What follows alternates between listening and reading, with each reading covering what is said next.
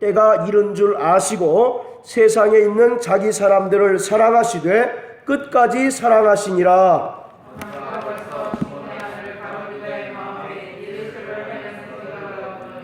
저녁 먹는 중에 예수는 아버지께서 모든 것을 자기 손에 맡기신 것과 또 자기가 하나님께로부터 오셨다가 하나님께로 돌아가실 것을 아시고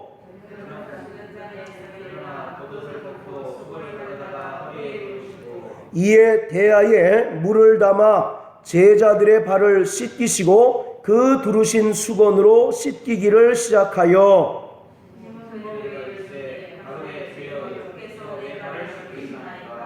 예수께서 대답하여 가라사대 나의 하는 것을 내가 이제는 알지 못하나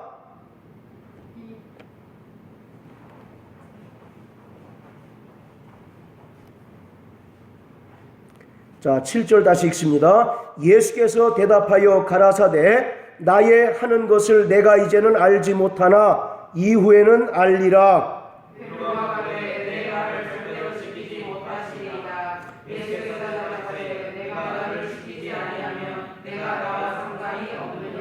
시몬 베드로가 가로되 주여 내 발뿐 아니라 손과 머리도 씻겨 주옵소서.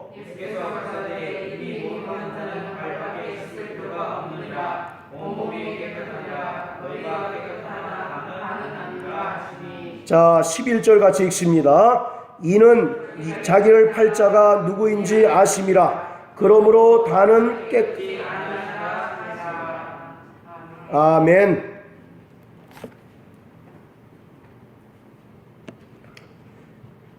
예수는 본래 하나님과 동등하신 하나님의 본체이십니다.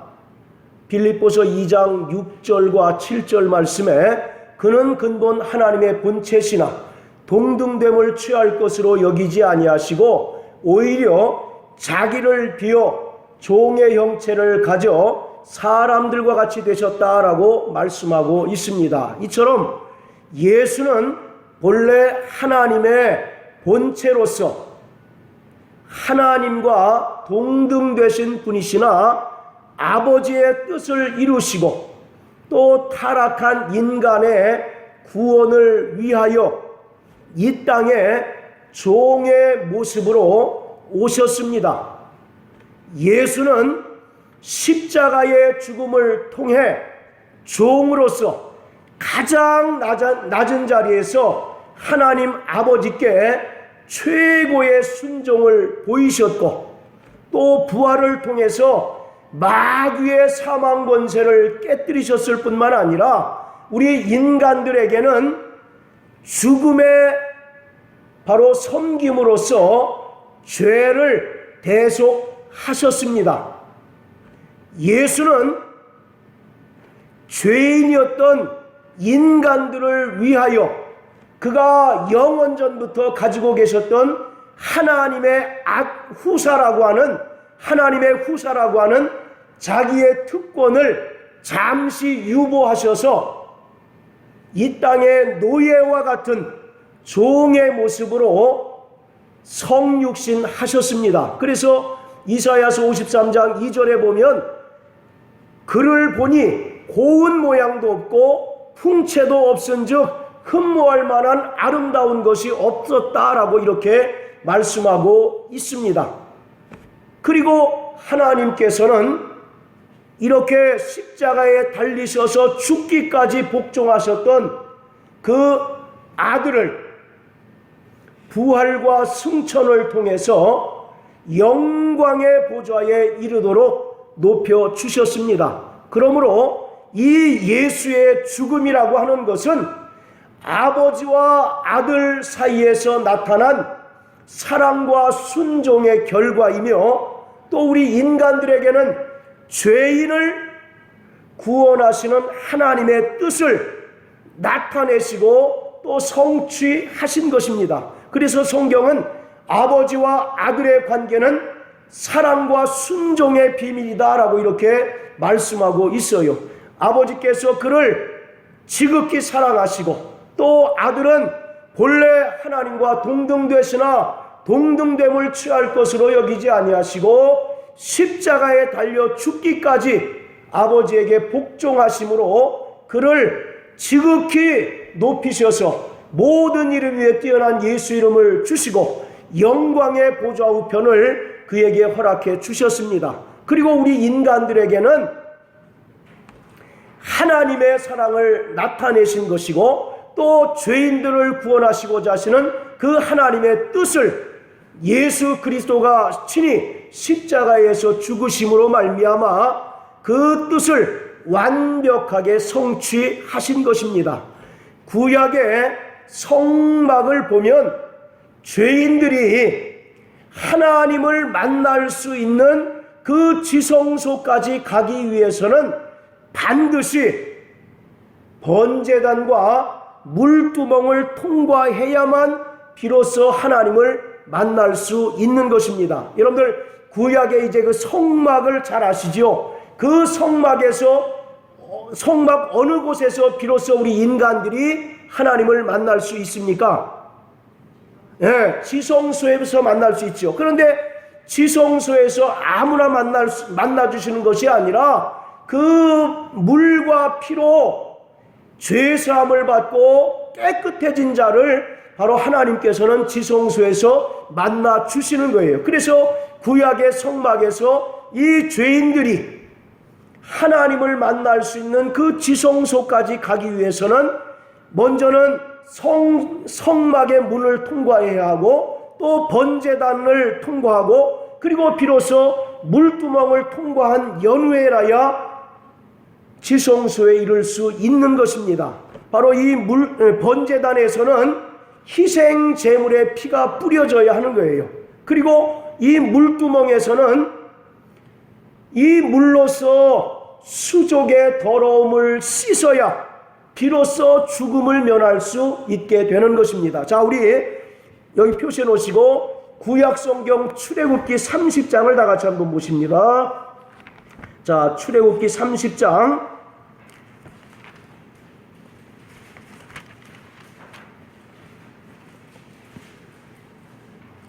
자, 21절입니다. 같이 읽습니다.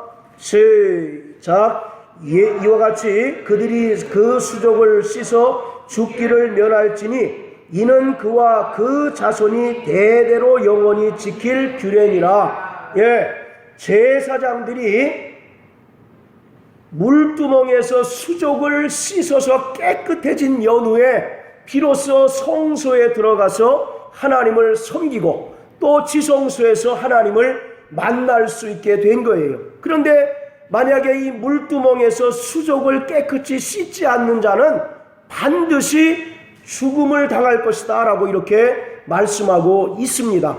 그래서 요한복음 19장 34절에 보면 로마 군인들이 십자가에 달린 예수를 창으로 옆구리를 찌르니까 바로 그 옆구리에서 피와 물이 쏟아졌다라고 이렇게 말씀합니다. 또 요한일서 5장 6절에 보면 예수는 물로만 임하신 분이 아니라 물과 피로 임하셨다라고 이렇게 말씀하고 있어요. 그와 같이 번제단에서 죄사함을 받은 자가 또 이 물두멍에서 침례를 통하여 거듭난 하나님의 자녀가 된 이후에 비로소 성소에 들어가서 하나님께 예배할 수 있고 또 지성소에 들어가서 하나님을 비로소 만날 수 있게 되는 거예요. 이것은 바로 예수의 십자가에 흘리신 피로서 깨끗하게 씻겨진 후에 얻은 구원을 바로 구약에서는 성막의 번제단과 물두멍을 통해서 우리에게 보여주고 있는 것입니다. 자, 다시 요한복음 13장으로 돌아가서요. 오늘 이 요한복음 13장은 예수님이 제자들과 함께 이제 하셨던 마지막 저녁 식사의 이야기입니다. 그리고 그 마지막 저녁 식사가 어떤 이제 그 절기를 배경으로 하고 있느냐면 1절에 읽으신 것처럼 유월절을 배경으로 하고 있다라고 하는 것을 우리가 알 수가 있습니다. 여러분들 유월절 그러면 제일 먼저 떠오르는 게 뭐가 떠오릅니까? 출애굽이 떠오르죠. 그리고 유월절 양이 떠오르죠. 그와 같이 유월절에 예수님께서 제자들과 마지막 저녁 식사를 하셨다는 얘기는 예수가 친히 요한복음 1장에 보면 침례 요한이 보라 세상 죄를 지고 가는 하나님의 어린 양이다라고 이와 같이 예수를 보고 이제 말했던 것처럼 유월절에 마지막 저녁 식사를 하셨다는 얘기는 예수가 유월절에 성취자로 오셨다라고 하는 것을 설명하고 있는 거예요. 그리고 오늘 이 예수님께서 제자들의 발을 씻기신 일명 세족 사건은 바로 예수가 유월절에 성취자로 오셨다라고 하는 사실을 확실하게 보여주고 있는 그러한 사건이라고 하는 것입니다. 자, 우리 한번 3절을 먼저 한번 읽으세요. 3절을 다 같이 시작. 자, 다 같이 13장 3절 시작.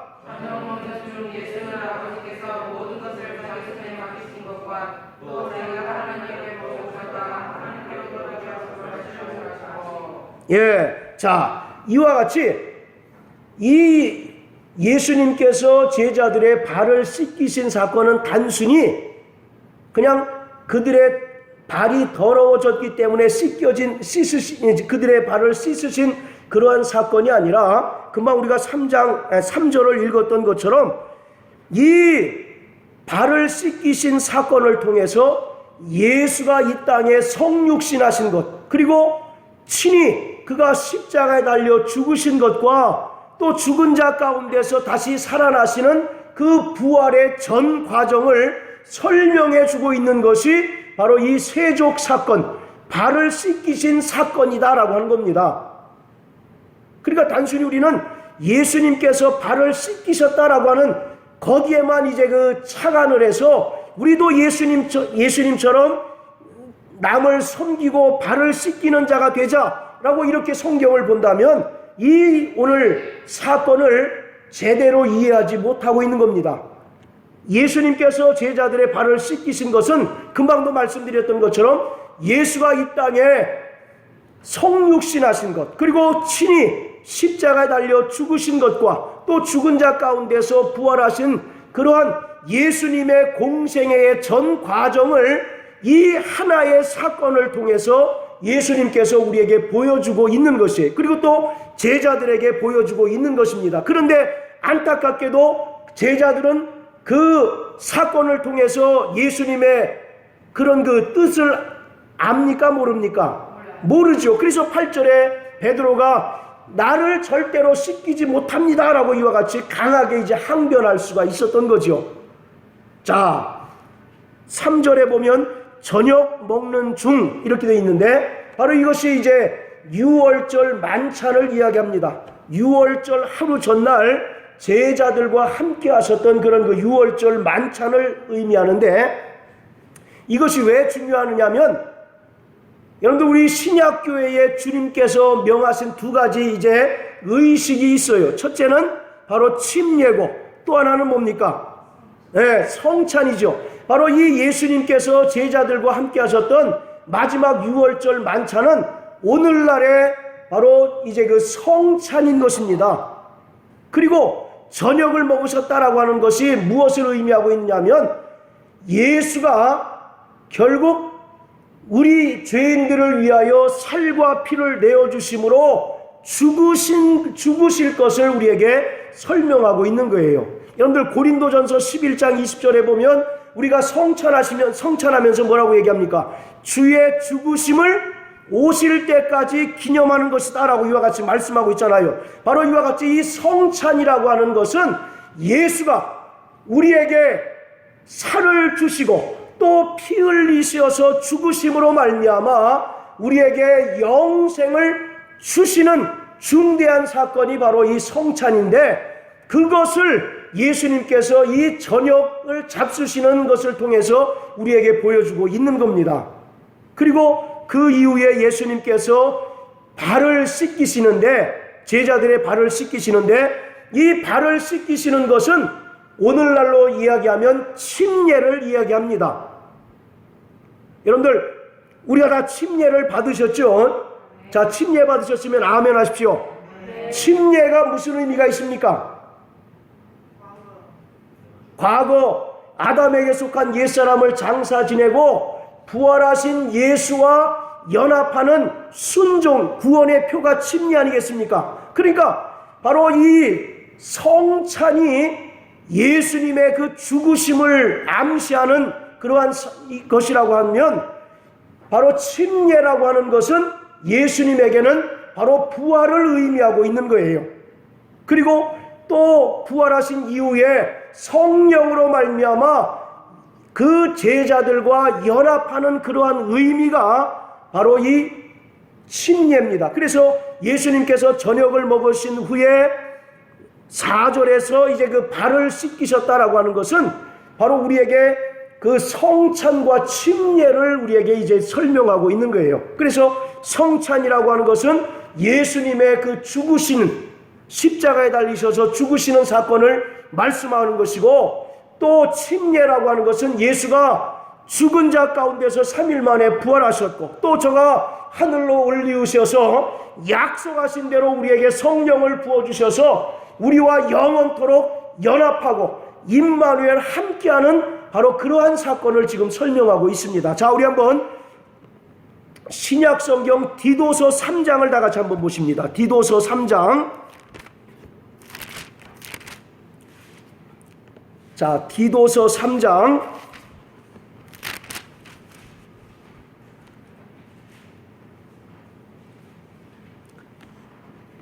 자, 5절 우리 다 같이 한번 읽습니다. 디도서 3장 5절. 자, 시작. 우리를 구원하시되 우리의 행함과 의로운 행위로 말미암지 아니하고 오직 그의 분별심을 쫓아 중생의 시승과 성령의 새롭게 하심으로 하셨나니. 아멘. 거기 보면 중생의 씻음과 성령의 새롭게 하심으로 하셨다라고 이렇게 얘기하는데, 여기서 중생의 씻음이라고 하는 것이 바로 침례를 이야기하는데, 거기 보면 씻음이라고 하는 단어가 오늘 요한복음 13장에 예수님께서 제자들에게 목욕했다라고 이렇게 이제 얘기하지 않습니까? 그 목욕이라고 하는 단어하고 똑같은 헬라어 단어를 쓰고 있어요. 그러니까 바로 이 예수님께서 제자들의 발을 씻기신 것은 예수가 부활하실 것을 의미하고 있고, 또 그리고 장차 그 구원받은 자들이 받아야 될 그 침례를 또 아울러서 설명하고 있는 것입니다.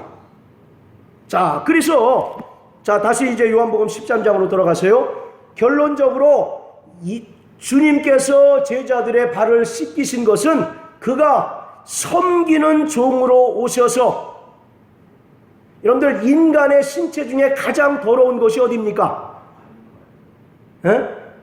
손발이죠. 그래서 물두멍에서 수족을 씻으라고 하는 것도 어떤 그런 물론 그 현실적인 이유도 있지만 상징적인 그러한 의미가 담겨져 있는 거예요. 사람이 제일 지저분한 것이 손, 발 아니겠습니까? 특히 발은 항상 어디를 딛고 있어요?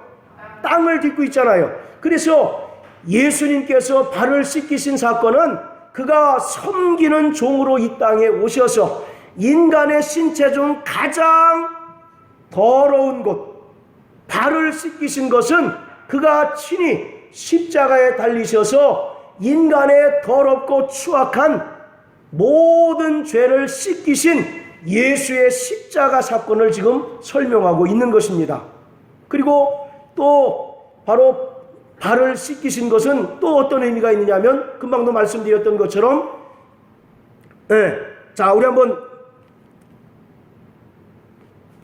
자, 10절 한번 다 같이 한번 읽어보시겠어요? 10절. 자, 다 같이 요한복음 13장 10절 시작. 예수께서 가라사대 이미 목욕한 자는 발밖에 씻을 필요가 없느니라. 몸이 깨끗하니라. 너희가 깨끗하나 나는 아니니라 하시니. 예, 이와 같이 예수님의 그 십자가 사건을 통해서 우리 성도들은 이미 목욕한 자란 얘기입니다. 그리고 또 이렇게 죄사함을 받은 자들이, 죄사함 받은 성도들이 침례를 통해서 예수와 연합한 자임을 깨닫고, 너희도 나가서 다른 사람들의 발을 씻겨주라는 겁니다.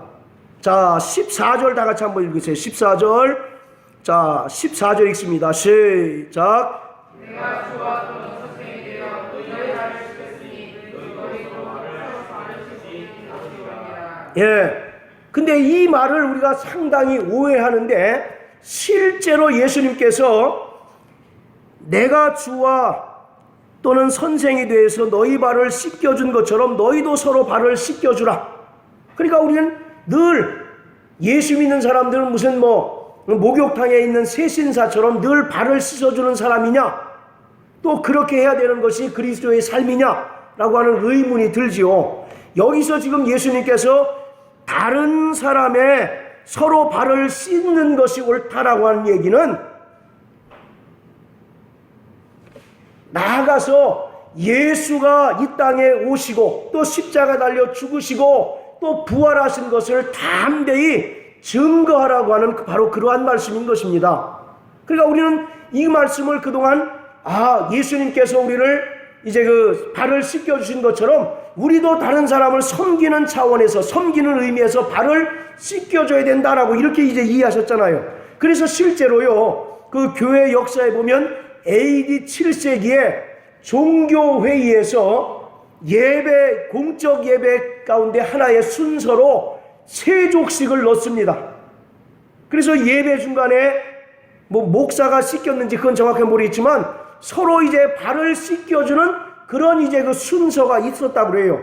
그런데 한참 후에 종교개혁자들이 그 의식을 교회 안에서 폐지시켰습니다. 왜냐하면 아까도 말씀드렸잖아요. 예수님께서 제자들의 발을 씻기신 것은 단순히 그가 섬기는 종으로 오셨다라고 하는, 그리고 또 너희도 이렇게 다른 사람을 발을 씻기면서 섬기는 종이 된다라고 하는 그러한 의미만 이제 있는 것이 아니라, 그 발을 씻기신 사건을 통해서 예수가 이 땅에 성육신하신 바로 종의 모습으로 오셨고 또 가장 낮은 종처럼 친히 십자가 달려 죽으셨다라고 하는 사실, 그리고 그를 죽은 자 가운데서 하나님께서 다시 살리신 그 모든 예수님의 공생의 사역 전부를 하나의 사건으로 표현하고 있는 것이 바로 이 세족 사건이거든요. 그러므로 너희도 서로 발을 씻기는 것이 옳다는 얘기는,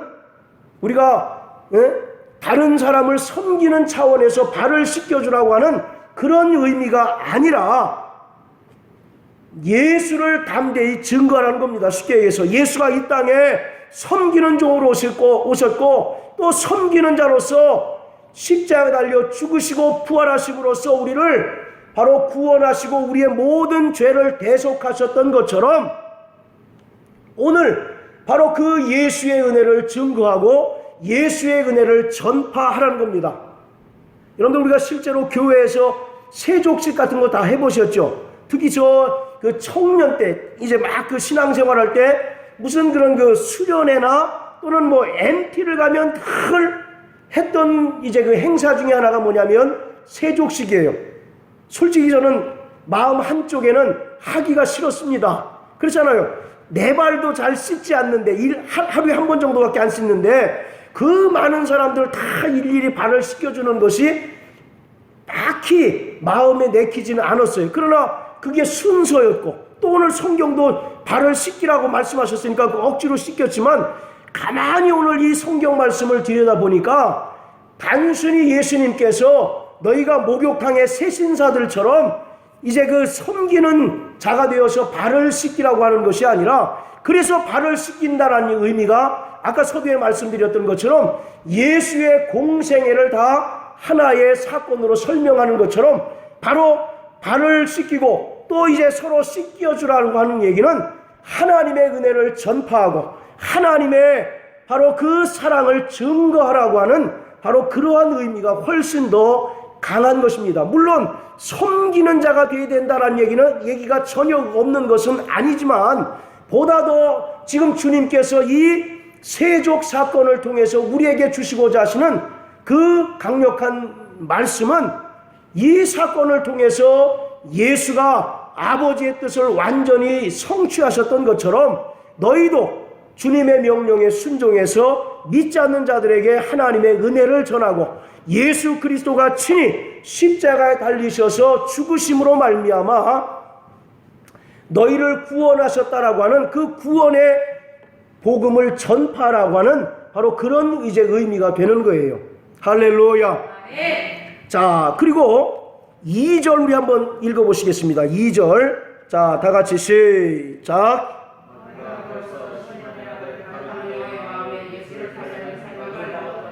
예. 자, 1절에는 지금 예수님께서 뭐라고 말씀하시냐면 돌아가실 때가, 즉 죽을 때가 이제 가까이 이른 줄 알고 세상에 있는 자기 사람들을 끝까지 사랑하셨다라고 이렇게 얘기하는데, 2절에 금방 읽으셨던 것처럼 마귀가 벌써 시몬의 아들 가룟 유다의 마음에 예수를 팔 생각을 넣었다라고 이렇게 얘기합니다.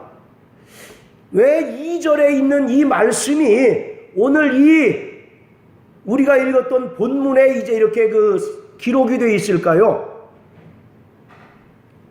오늘 이 말씀은 우리가 언뜻 보기에도 조금 오늘 본문의 내용하고 안 맞는 구석이 좀 있지 않습니까? 저만 그렇게 느끼는 건가요? 우리 정의남 성도님 어떻습니까? 갑자기 발을 씻기시는 사건을 기록하려다가 마귀가 벌써 시몬의 아들 가룟 유다의 마음에 예수를 팔려는 생각을 넣었다. 이 구절이 왜 여기에 삽입이 되어 있을까요? 에? 발을 씻긴 다음에 뭘 얘기를 해요? 예. 예. 이는 자기를 할 자가 누구인지 아심이라 그러므로 반은 끝지 않아야 하잖아요. 예. 이걸 말씀하시려고 하는 겁니다. 그러니까 그게 이제 어떤 의미가 있는. 이거 예수 팔자가 유다하는. 예. 아, 그걸 이제 암시하기 위해서 그래서 유다는 예수와 상관없는 자다. 예. 예. 그렇게 이제 이해하셔도 전혀 이제 틀렸다라고 볼 수는 없지만 그 1절에 보면 자기 사람들을 사랑하시되 끝까지 사랑하셨다라고 이렇게 얘기하는데 2절에 갑자기 예수를 팔려는 생각을 가룟 유다에게 넣었다라는 얘기는 마귀와 또 가룟 유다의 음모에도 불구하고 하나님께서 예수를 통하여 우리를 사랑하시는 그 사랑을 결코 회방하거나 끊을 수 없다라고 하는 말을 강조하고 있는 거예요. 로마서 8장 39절에 보면 뭐라고 얘기합니까?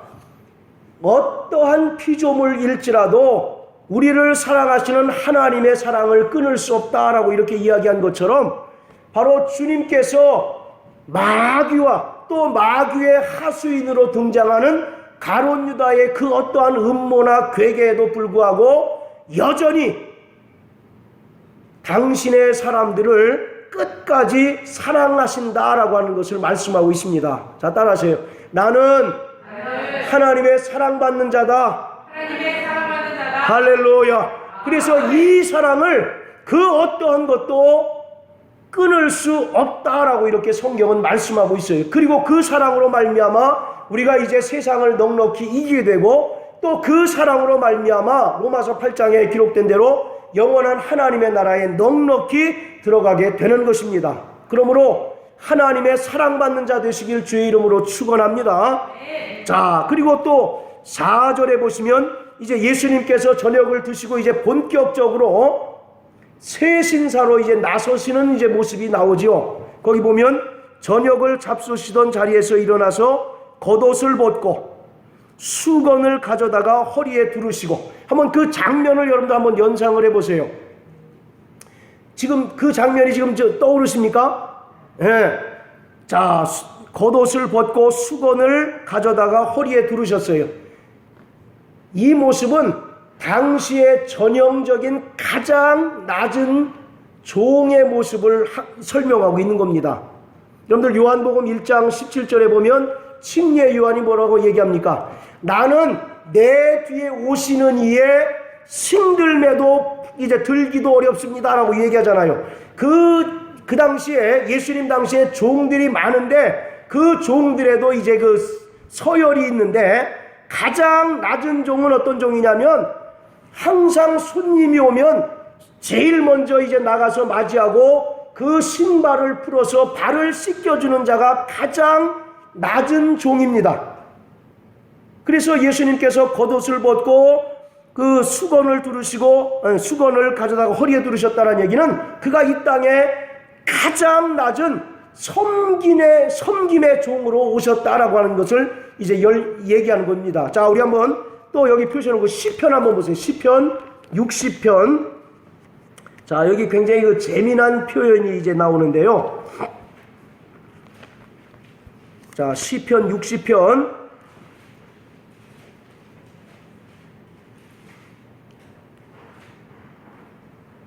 자, 8절.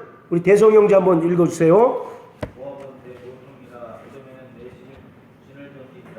그래서 나를 인도하여 외치리라 하셨도다. 예, 지금 다윗이 고백하는 그러한 그 내용인데, 모압은 내 뭐라고요?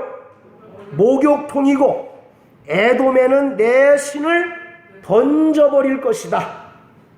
이게 무슨 말이겠습니까? 모압은 나의 목욕통이고 에돔에게는 내 신발을 이제 그 벗어서 던지겠다. 굉장히 어떤 면에서 이제 시적인 그러한 이제 그 표현이다라고 이렇게 이야기할 수 있는데,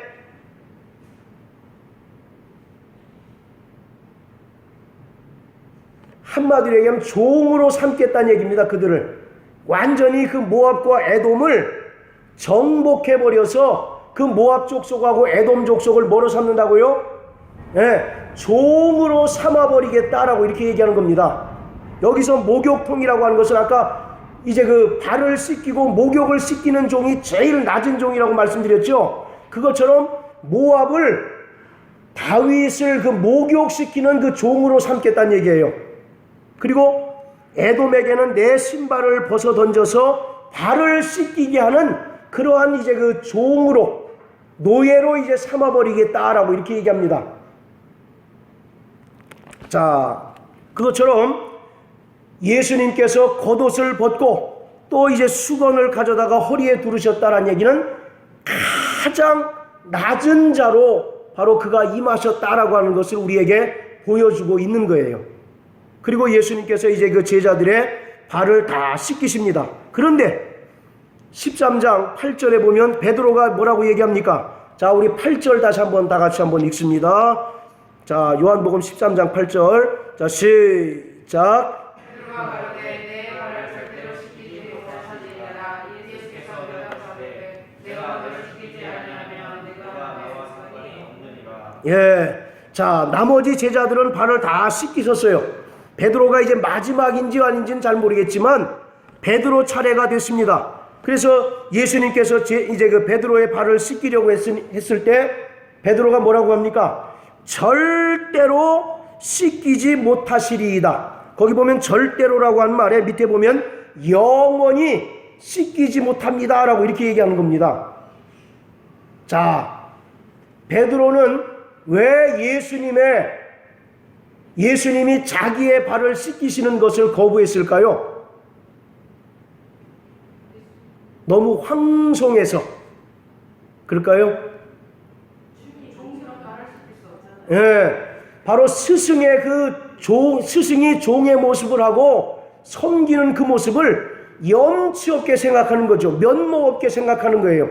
그래서 절대로 내 발을 씻기지 못할 것입니다. 이것은 예수가 이 땅에 오신 목적을 그가 아는 겁니까? 모르는 겁니까? 모르는 거예요. 3년 동안이나 가정도 포기하고 직업도 포기하고 열심히 3년 동안이나 따라다녔고 또 예수님으로부터 어떻게 보면 가장 사랑을 많이 받았던 베드로라 할지라도 예수가 이 땅에 오신 그 본래의 목적을 아는 거예요? 모르는 거예요? 모르는 거예요. 그래서 그냥 단순히 그 상황을 스승과 제자에 대한 어떤 그런 그 예의, 그래서 어떻게 스승이 내 발을 씻겨? 내가 어떻게 그것을 면목 없게 그냥 받아들여? 쟤들은 참 면목도 없고 염치도 없다. 이렇게 제자들을, 발을 이제 이미 씻은 제자들을 이제 핀잔하기도 하는 그런 내용이 담긴 겁니다. 그때 예수님께서 뭐라고 얘기하냐면 내가 너를 씻기지 아니하면 내가 너와 영원히 상관이 없게 될 것이다. 여러분들, 우리 구원이라고 하는 것은 면목이나 염치 없음에도 불구하고 은혜를 받을 때 구원받습니다. 할렐루야. 네. 지금 이 베드로의 말에는 뭐가 있느냐면, 인간의 의나 체면으로 내가 도무지 예수님의 은혜를 받을 수 없습니다라고 하는 바로 그런 의미인 거예요. 여러분들, 우리가 사람의 체면으로 따지면 구원받을 만한 사람이 있겠어요? 없겠어요? 하나도 없어요. 그래도 우리는 정말 얼굴에 철판 깔고 주님 천부여 의지 없어서 손 들고 옵니다라고 올 때 주님께서 그를 용납하시고 그에게 은혜를 베푸시는 것 아니겠습니까? 여러분들, 걸레는 빨아도 뭐가 돼요? 걸레가 되는 거예요. 우리 인간들 가운데 예수님의 그 은혜, 구원을 받을 만한 면목과 염치를 가진 사람이 있을까요? 없을까요? 단 한 명도 없어요. 오직 더럽고 추해서 회생 불가능한 죄인들 뿐입니다. 그럼에도 불구하고 값없이 무조건적으로 주시는 주님의 그 은혜를 염치 없고 면목 없어도 받을 때 우리가 구원받게 되는 거예요. 할렐루야. 네. 정말 은혜 받는 일에는 철판을 까시길 주의 이름으로 축원합니다. 내가 어떻게 내 체면에, 내 사회적인 체면에 어떻게 내가 예수님께 가서 죄인입니다라고 고백할 수 있느냐라고 얘기하는 사람은 영원히 구원받을 수 없어요. 여러분들, 누가복음 18장에 보면 성전에 그 두 사람이 올라가서 기도하는 모습을 예수님께서 말씀하십니다. 한 사람은 바리새인이고 또 하나는 세리예요. 세리.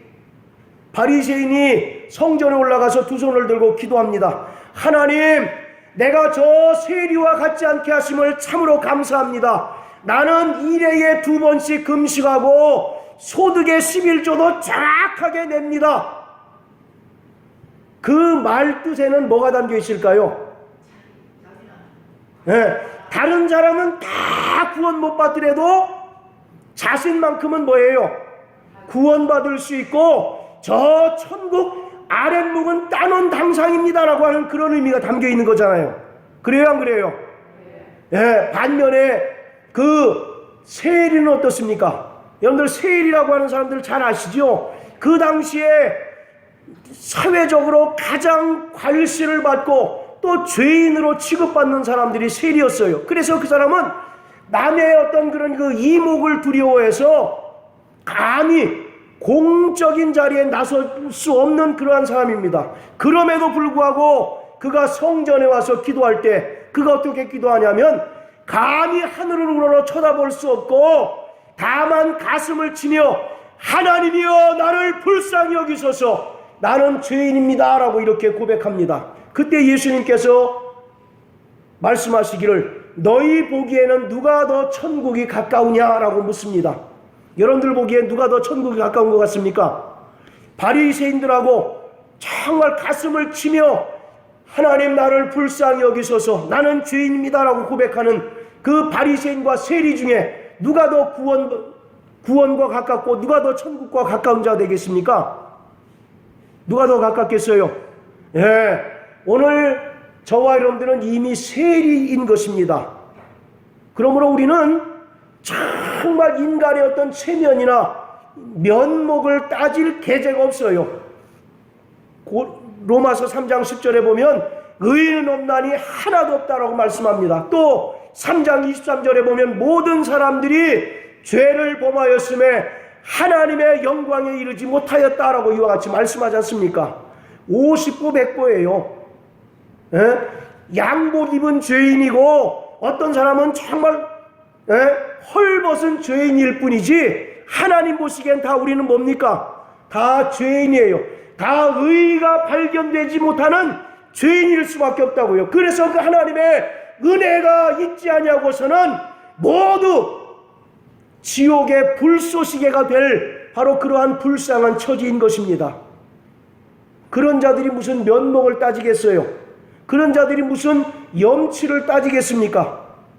천부여 의지 없어서 손들고 옵니다라고 고백하는 자, 그러한 자들에게 주님은 은혜를 베푸시고 그러한 자들에게 하나님의 사랑을 베풀어 주시는 줄 믿으시고, 여러분들 일평생 인간의 체면으로 신앙생활하지 않게 되시기를 주님의 이름으로 축원합니다.